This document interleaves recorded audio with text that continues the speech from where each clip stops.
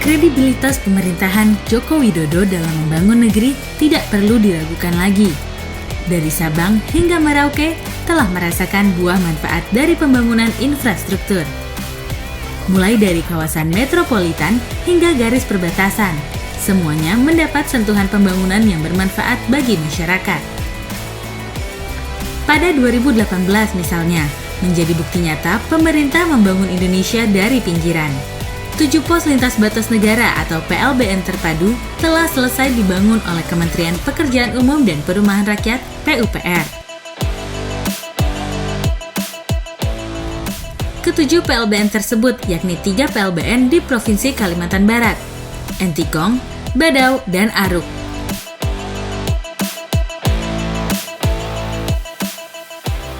Tiga PLBN di Provinsi Nusa Tenggara Timur atau NTT, Mota Ain, Mota Masin, dan Wini. Serta 1 PLBN di Provinsi Papua, Skou.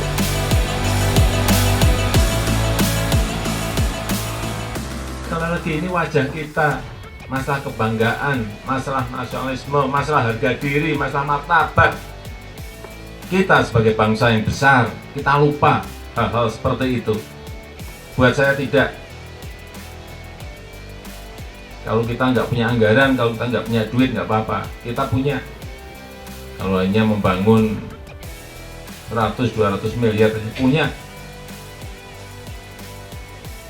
Perintah saya saat itu ke Menteri PU jelas. Singkat, saya minta lebih baik dari yang di sana. Itu aja perintah saya. Saya minta lebih baik dari yang di sana. Yang di Entikong juga sama. Saya minta lebih baik dari yang di sana. Tapi setelah jadi terlalu baik sekali-sekali. Yang terakhir, saya minta karena sudah fisiknya bagus, kantornya bagus, saya minta seluruh pimpinan dan karyawan, baik imigrasi, bea cukai, karantina, dan tugas-tugas yang lain, aparat-aparat yang lain, betul-betul layanilah rakyat dengan baik, siapapun yang melintas di sini dengan baik, karena ini ada wajah kita, wajah Indonesia. Jangan sampai lagi ada pungli. Hati-hati, kalau saya udah ngomong seperti ini, hati-hati.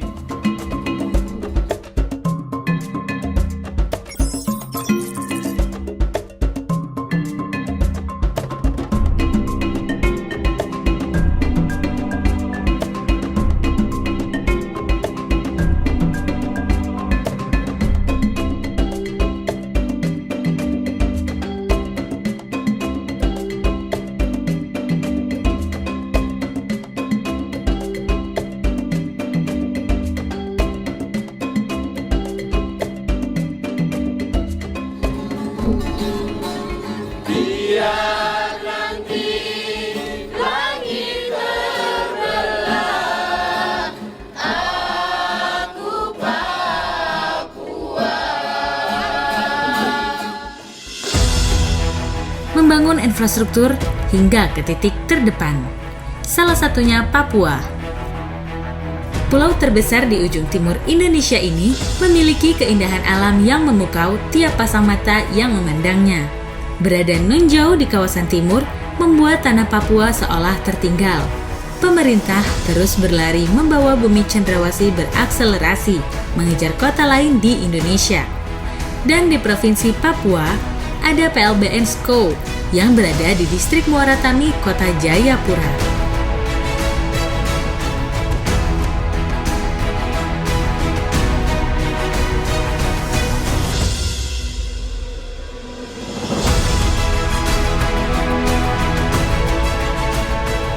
PLBN Skou berdiri megah dengan desain arsitektur yang mengadaptasi bentuk bangunan khas rumah tangga, dilengkapi berbagai ornamen budaya lokal.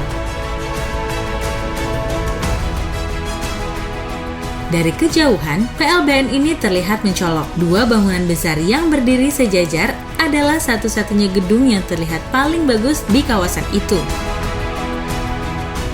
Gedung utama PLBN Skou terdiri dari 2 bagian, yakni untuk kedatangan dan keberangkatan, layanan keimigrasian dan bea cukai, serta beberapa ruang pendukung lainnya ada dalam gedung ini. Klinik, gedung sita, dan lainnya.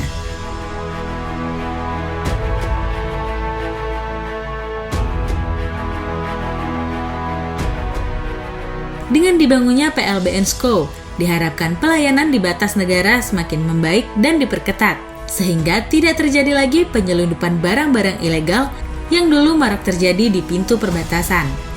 Menurut Menteri PUPR Basuki Hadi Mulyono, tujuan lainnya adalah melaksanakan kegiatan ekonomi antar dua negara. Pasar yang akan kita bangun seluas 3.600 meter persegi diperuntukkan rencananya untuk 400 kios. Namun tadi Pak Presiden di dalam kunjungan melihat gambar telah memerintahkan untuk ditambah besar untuk warga setempat di SCO ini sehingga bisa menempatkan dagangannya di pasar tersebut. Presiden Jokowi juga mempertegas hal ini pada pidatonya saat meresmikan PLBN SCO 2017 silam. Presiden Jokowi berharap adanya PLBN SCO bisa meningkatkan potensi warga Papua untuk bisa menghasilkan produk dalam negeri yang bernilai tinggi. Barang-barang yang dijual itu jangan hanya itu saja dikembangkan, tidak hanya urusan sembako, tidak hanya urusan garment, tapi yang lain-lain, elektronik dan yang lain-lain semuanya harus. Karena negara kita ini bisa memproduksi barang-barang itu.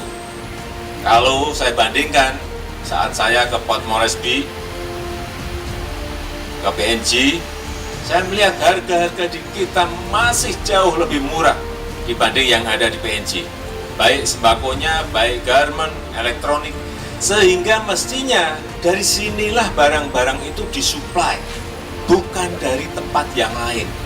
Inilah sebuah kesempatan, sebuah peluang yang harus dimanfaatkan oleh rakyat Indonesia, terutama oleh rakyat Papua. Karena ini adalah pintu masuk yang paling dekat ke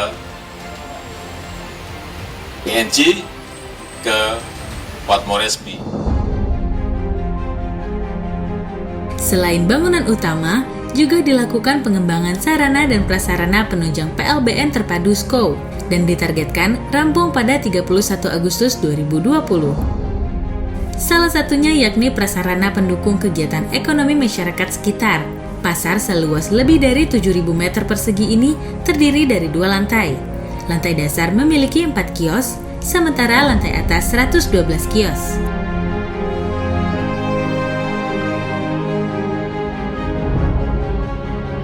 Akses menuju PLBN SCO tidaklah sulit. Dengan melewati jembatan Yutefa, hanya memakan waktu 30 menit dari kota Jayapura ke distrik Muara Tami. Karena keindahan inilah, banyak warga masyarakat yang mengunjungi PLBN ini untuk sekedar menghabiskan waktu, melihat keelokan bangunan PLBN SCO. Dan saat ini, Kementerian PUPR tengah melakukan percepatan proyek pembangunan PLBN lainnya, sesuai dengan instruksi Presiden nomor 1 tahun 2019. Semua ini adalah bentuk komitmen pemerintah dalam membangun Indonesia hingga ke titik terdepan. Namun sejatinya, komitmen ini tidak hanya ada di atas bahu seorang Presiden Jokowi ataupun Kementerian PUPR saja. Pemerintah juga memerlukannya lahir dari seluruh lapisan masyarakat Provinsi Papua untuk selalu berjuang membangun negeri cendrawasih demi meningkatkan kesejahteraan rakyat dan mampu bersaing dengan daerah lain, baik dalam maupun luar negeri.